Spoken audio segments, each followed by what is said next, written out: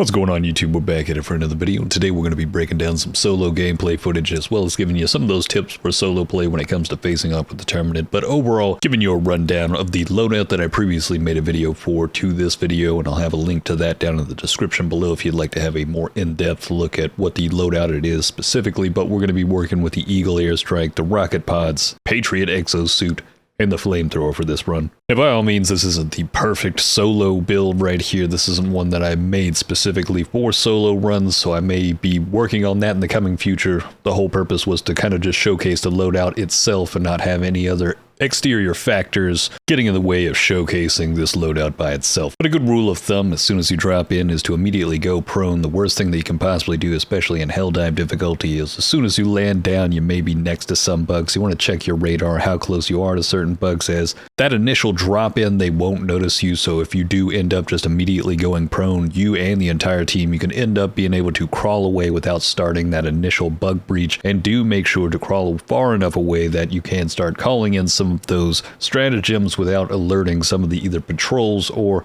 surrounding bugs. The number one way to have one of the worst type of starts where you can really just chew through some reinforcements is just immediately coming in, and then as soon as you see that bug, you start lighting them up instead of going prone, and then next thing you know, you're churned into this cycle of bug breach that other people aren't able to get to their stratagems quick enough. Some people are panic throwing stratagems. Next thing you know, people are getting team killed, and it just turns into this giant cycle of constantly being called into this massive, overwhelming force that just chews through the reinforcements, and you have this like 10 to 15 minute point of that beginning of the game where it's just trying to regain before even moving to the first objective. It can be an absolute nightmare. But we finally made it to our first little egg nest, and I did immediately call in the Patriot exosuit as it does have a 10-minute cooldown, and since we are on a mission where this is going to be one of the harder missions for solo, considering every time that we come up on one of these egg nests, it is going to be crawling with different types of enemies, and more than likely, well, it's almost 100% guarantee you're going to be basically facing a bug breach at every one of these locations. Now, one thing that I didn't do, considering I'm utilizing this build and trying to showcase its power along with its capabilities, is that you can end up causing bug breaches in between the points between these nests. That way, by the time you do make it over to the next egg nest, you can avoid some of those problems and be able to clear out the location without having everything spawn right in that location. But you'll notice we did have a pretty easy egg nest at the very beginning. Not too much to deal with, and we've got plenty of ammo left within the mech, and we're going to be able to just keep moving all the way over to that next egg location. But one thing to highlight as well is being able to utilize that Eagle Airstrike or the rocket pods to be able to kind of soften up some of the enemies on the inside, especially if you are within that mech. I could have easily dropped in that airstrike and then dropped in a rocket pod just after that to either take out one of the chargers within, if not kind of clear up some of the packs that are inside there. And this would have given me a little bit more of a capability of conserving on the overall ammo and being able to use more out of this mech as we proceed to that next egg nest. But you'll notice I'm kind of killing a few of them as we're going across, but in general I kind of want to avoid wasting all the ammo, as you'll notice that within the mech, I don't know what the actual top speed of this thing is, but it feels like it's almost moving as fast as somebody that's running, if not a little bit faster. A lot of times I'll be able to outwalk some of those enemies that'll be just behind us. The hunters won't be able to catch up to me, and I should be able to walk out of the radius of a charger coming at me. As long as you walk forward, you have to turn sideways and then walk instead of doing the sideways step. That's going to be the thing that gets you caught up in certain situations. But you'll have noticed that we're also capable of using those rockets to basically snipe out those spore trees out there. Can be a huge benefit to you. But I did end up in one of those situations where I kind of let my guard down, started turning around, allowed things to get up behind me, and thankfully we've still got more than a few rockets left, but sadly enough my aim wasn't perfect in this moment. Then I just started dumping everything as we got a little bit too low on this one, so I decided we're just going to have to basically throw this mech to the wind.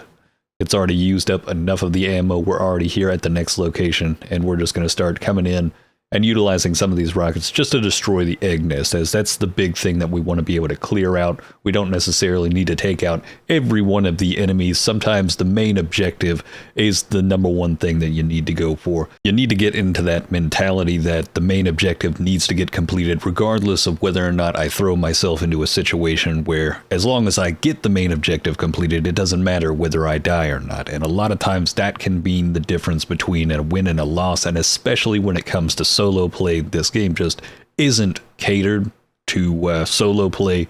So overall, like, you may end up finding yourself to be more of a martyr than anything, but that is basically going to be the way that you end up winning this and starting to get more of those liberation points. But you'll notice also that flamethrower is cutting through those crowds pretty nicely.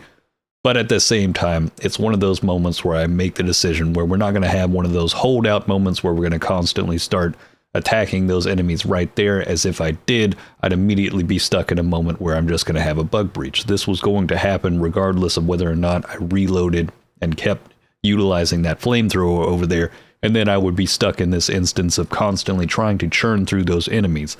And you'll notice here in a moment that this would have worked out perfectly for me. This would have been that play where I made the bug breach away from the location, but I sadly enough fell into my own trap of throwing my grenade a little bit too close to me, and then next thing you know, I've got one hunter on my back, and that's going to be the end of me. Whereas had I not thrown that directly at my feet, I more than likely wouldn't have been knocked to the ground and then getting that critical hit from that hunter, which seems to be like never ending at this point since the patch. It seems like those little grasshoppers are far more deadly than they ever were before. They seem to be knocking your head and completely destroying your health bar way faster than they used to. And I mean, it just takes one of them just leaping at your face, and that's like the end of you right there. It is extremely frustrating. It gets even worse right here where you get stuck on something. You know, a vending machine stopped me right here, but we still got the main objective done. And now we're going to kind of kite ourselves out of the action, try to get as far away from it, and we'll actually be able to lose that aggro of those enemies. And now from this point, I don't have my flamethrower. It's still on cooldown, so we're going to take a wide sweep to the left, and you'll notice on the radar, all the enemies are starting to pile out of that location. We're able to watch where they're going, and we're going to be making our way around the outside edge, avoiding that aggro, trying to avoid getting another bug breach or just having them all compile on top of us. But now we're going to be able to sweep back through, take out a couple of these enemies, and especially those grasshoppers, making sure that we don't get any sneak attack moments or slowed by them. That's the number one worst thing that can happen. But we were able to grab up that flamethrower, and now we're going to be heading over to the final main objective location where the last of the eggs are going to be. Now, as you're moving along here, the best rule of thumb, if you're moving from objective to objective and you have no bug breach directly behind your massive pile of enemies, check that radar as often as possible. Try to avoid any type of aggro as you're going across if you're not trying to go for the side objectives. And I'd make a strong suited argument that your best bet in every single mission is to not do the side objective first. Go after the main objective. That way you can guarantee you've got a win here. You're going to get your war medals. You're going to be able to progress, get the liberation. And then after the main objective's done, that's when you need to hit these side objectives, these bug nests, and everything else that can just further enhance your overall requisition slip and experience gain by the end of it. But about the only side objective I'd say would be worthwhile, that if you come across it while you're going from objective to objective, is going to be the radar station, as that one will actually highlight all the minor places of interest, but the number one thing, the stalker nest locations, because not knowing where those are and stumbling upon those can be really frustrating, and being able to take care of those as quickly as possible is going to be a huge benefit to you, even in solo, or even more so in solo gameplay. But now we're over here at the last egg nest, and we're waiting on cooldown when it comes to our eagle. And you'll notice we're utilizing the stealth to the maximum of our capability right now. I'm checking out the radar. I'm kind of at the corner. They're just kind of sitting off inside there. They have no idea, but we have a couple of patrols going around. Not only did we have one over on our left, but we've got another on our right. So we're just going to keep waiting on that cooldown until that's available. And then we'll be able to soften up this target by throwing in one of those airstrikes. Hopefully, the main goal is to possibly just be able to get in one fell swoop all of those eggs over there. In general, when it comes to facing off with these egg nest or destroy egg nest missions, the cluster eagle airstrike is going to be a better suited one for taking out those eggs as quickly as possible. But again, this is me trying to just showcase this build overall. Ended up in a bit of a pickle. It didn't go very well as soon as we threw in that Eagle airstrike. And there was more than a few chargers waiting inside there, as well as possibly that patrol over on the right side coming in. It just is one of those situations where you just can't know everything without having that alert. And in this moment, we've got the bug breach already going off. It would have been more ideal to possibly have went outside the edge and then cause a bug breach out there. But knowing that there's now 3 chargers already inside there, it was going to be a bit of a doozy coming in here in the first place. Now we're going to play a little bit of regain. We're going to try and mulch through as many of those little grasshoppers as possible. Those are the #1 enemy type that we're going to need to take out as quickly as possible, so that way we don't end up getting those slows. Even though I'm running into the mines, I'm getting chewed up by more than a few things, but we're trying to keep that distance, constantly kind of pushing back, but at the same time we need to continue focusing on making sure that we destroy those eggs, as that's the #1 thing that we need to get done right here. Obviously, in this situation, one possibility is running out and being able to kite them around the edge. It probably would have been better for me to go all the way around that outside edge rather than just immediately going inside of here. That way I can have like that little bit of kiting train and then come back in across that left edge and be able to use those grenades. But overall, it did end up working out for me. I was able to get in there and basically get most of the eggs before getting crunched by that charger. But now we're able to just come back in, drop an Eagle airstrike, and then start heading on our way out of here. And that's going to be the completion of the main objective. So regardless of whether or not we run out of reinforcements, we are still going to be able to get all that experience, the requisition slips, and the most important thing, the liberation towards the planet and the war medals. So from this point, we can do whatever we'd like. If you'd like to go for side objectives, you know, get a little bit more XP, possibly more requisition slips, but do keep in mind, especially while you're playing solo, the longer you're in this match, the more aggressive the enemies are going to be when you get more bug breaches, or there'll be more patrols as you go through, and there'll just be more and more enemies that'll be spawning in from that point going forward as that time ticks down to the 0 mark before those destroyers leave orbit. So do keep that in mind. Try to make sure that you still have enough time to utilize some of those stratagems when you call in for extraction. Now from this point, we are going to head back to extraction, and we end up facing off with our first Bile Titan. Sadly enough, I wasn't capable of truly showcasing the rocket pods to their fullest. We will get one strike right here, but sadly enough, as I was running back, it ended up being one of those moments that is extremely frustrating. Inside of Helldivers 2, for whatever reason, it is clearly a service that you could run up or possibly mantle over. I mean, 99% of the times I run over to a resupply and I end up climbing on top of it. But in that instance, when I'm running backwards towards a rock that is clearly a slanted surface, I don't come running up on top of it to avoid the bile puke. It is really irritating. I can't state it enough almost at this point. There are far too many times that I have ended up dying inside of this game due to the fact that I can't climb up on certain surfaces that I should be able to climb up on top of for whatever reason. I guess there's just no mantling animation on them, especially when it comes to utilizing something like the jump pack. That is extremely frustrating to jump pack up to some type of high ground and then find yourself in a situation where it just seems like it's like you're not meant to be there. Like the jump pack's just for just kind of jumping over enemies instead of jumping up to high ground and being able to utilize that high ground in certain instances. Even though there's a multitude of those locations that there's so many different enemies that can still get you up there. Bit of a strong rant right there, but I just hate the fact that that jump pack gets diminished in quality based on the fact that I jump to certain high grounds and I just can't move around on that high ground and then end up just dying trying to move around up there. But moving on from that, we're going to be talking about the extraction now, which we've got to clear out more than a few enemies before we can interact with that interface. Goodness. I don't know, sometimes dyslexia comes in and starts playing a little fiddle with me.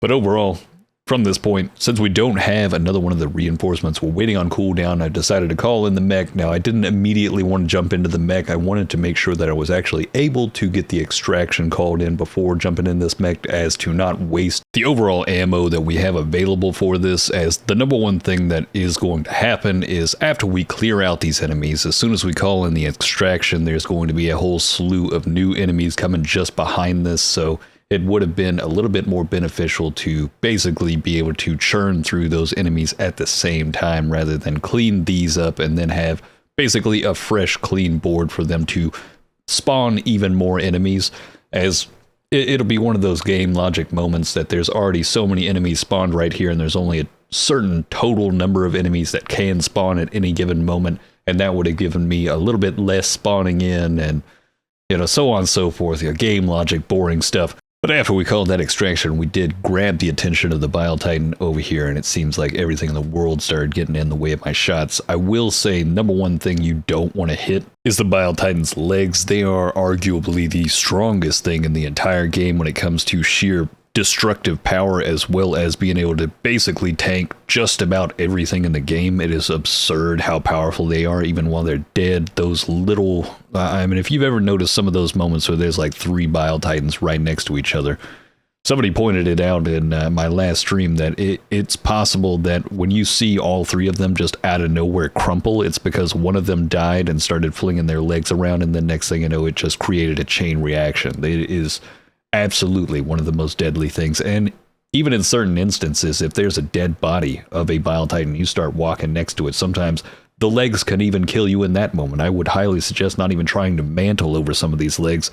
In certain instances, I've found myself flung around or something just completely bugged in those instances with those dead bodies, to where I'm just getting completely melted out of nowhere by just the legs. It's insane. Now, sadly enough, the mech has not made it all the way through here. It has taken a good beating, and we are finding ourselves completely surrounded. And in general, I would say your best bet is to jump out of the mech before it starts to blow up. Sometimes you can get out just as it's starting to take enough damage, but if it takes too much damage, it will eventually just end up blowing yourself up. Now, a second option for being able to hold out at some of these extraction points, similar to this one, you won't always have this with every extraction site, but if you do have one with these rock structures that are surrounding it, if you do come back in on a last reinforcement, even while in a group, you will be able to land up on top of these. Now, some enemies will still be able to jump up here and grab you or start attacking you effectively, but it'll be one at a time, and you'll be able to take them out fairly easily. And from this point, you'll be able to basically hold out from a lot of the massive amounts of enemies, and then be able to try and slowly clear some of them out. But do be careful when it comes to utilizing any type of explosive, whether it be a grenade or stratagem, as that can be one of those moments that just sends you to the pack of the wolves, and they just completely descend upon you and eat you alive. It is quite frustrating. But that will be it right there. I thought this would be a pretty decent video to give some solo tips along with showcasing the overall build. Sadly enough, the rocket pods didn't get showcased all that well in this. We barely had any Bile Titans, and I think that is something to talk about when it comes to, a lot of people complaining about solo play not being balanced for them and this and that. I think the game does scale the number of enemies based on how many players are in the match, so it is in a way skewed to help out solo players if that's the route you're trying to go for. But overall, I'd say the solo experience is not as bad as a lot of people make it out to be. It's not as overwhelming as they say it is. A lot of times it's just simple mistakes like you saw with the gameplay footage before that can end up causing you a whole lot of trouble, and this is at the highest difficulty at that. This is one of those modes that technically is supposed to be something that is extremely challenging, and there's a lot of RNG involved with it. It's not meant to be something that's like everybody's going to be capable of doing this every single time, like a perfect no-death run. You're going to die in this game. That's why there's reinforcements, and it's a part of the charm of it. It just makes it a little more interesting, and sometimes you can utilize those deaths to reposition, regain, or even gain the upper hand when it comes to facing off with either the automatons or the bugs. Sometimes that's the best strat that you can actually have, is trying to force yourself outside of the action and being able to get them stuck in a choke point. If not, give yourself the breathing room to utilize some of those stratagems to make your way through the crowds. But that's going to be it right there. Hopefully this has helped you out, and if you'd like to see more of this content, hit that subscribe button, and if you'd like to see some of this content live, hit that link down in the description below. Follow me over at Twitch. We'll be streaming daily. And on that note, have a good one.